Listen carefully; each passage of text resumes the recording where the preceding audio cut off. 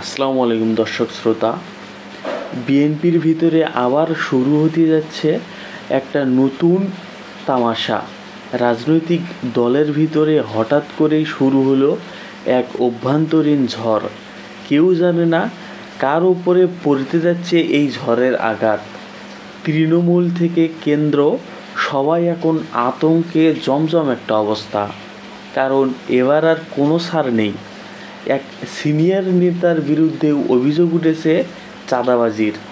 কিছুদিন আগেও যার কথায় হাজার হাজার লোক রাস্তায় নামতো, তাকেই আজকে দল থেকে বের করে দেওয়া হচ্ছে। হ্যাঁ, এটাও সত্যি যে বিএনপির শুদ্ধি অভিযানের নামে যে একটা প্রকল্প হাতে নিয়েছে কর্তৃপক্ষ, তা আসলেই কতটুকু রাজনৈতিক প্রেক্ষাপটে এই মাঠে কার্যকরী ভূমিকা রাখবে, সেটাই আজকে তুলে ধরব এই ভিডিওতে।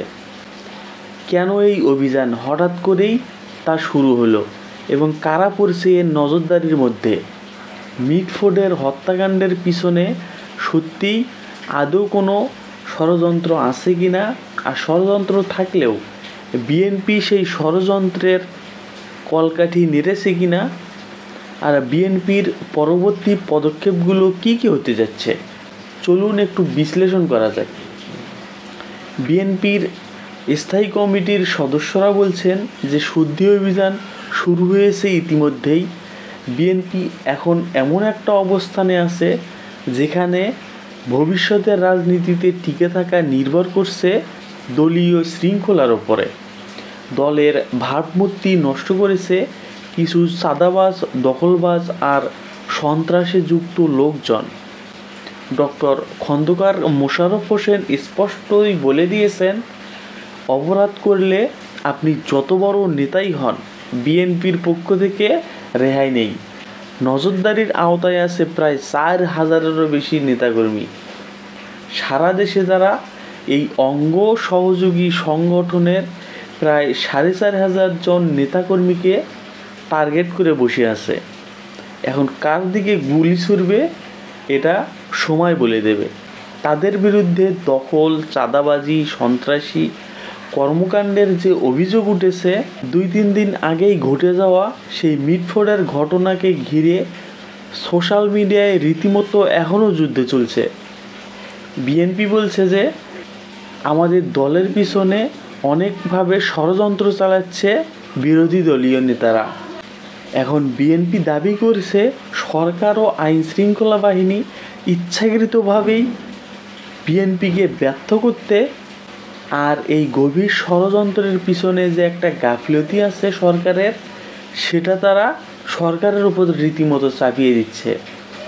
আন্দোলন আর কর্মসূচির নামে এখন বিএনপি কি করবে সেটাই একটু আলোচনা করব।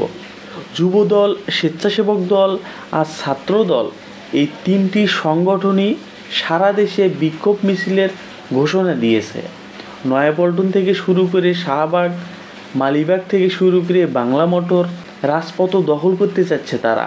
তাদের ভাষায় সরকার এখনই ব্যর্থ হয়েছে আর জনগণ জেগে উঠেছে বর্তমান সময়ে। সরকারকে রীতিমতো তারা চাপ দিচ্ছে। আইন শৃঙ্খলা বাহিনী তার বিপরীতে মাঠ পর্যায়ে কেন কাজ করছে, কেন এই প্রশাসন এই জনগণের কল্যাণমুখী হচ্ছে না।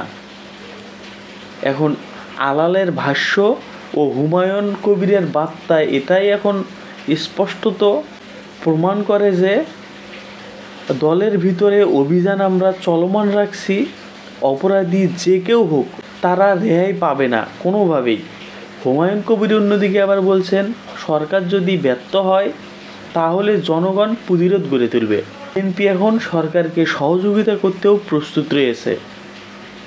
এখন সোজামদ্দা কথাই হচ্ছে, বাংলাদেশের রাজনীতির ভিতরে এখন চলমান যে একটা যুদ্ধ চলছে, আর বিএনপির পক্ষ থেকে এই শুদ্ধি অভিযানের নামে সরকারের উপর চাপিয়ে দেওয়া জনপ্রশাসন, যেখানে ব্যর্থ প্রমাণ করতেই চেষ্টায় আছে বিএনপি।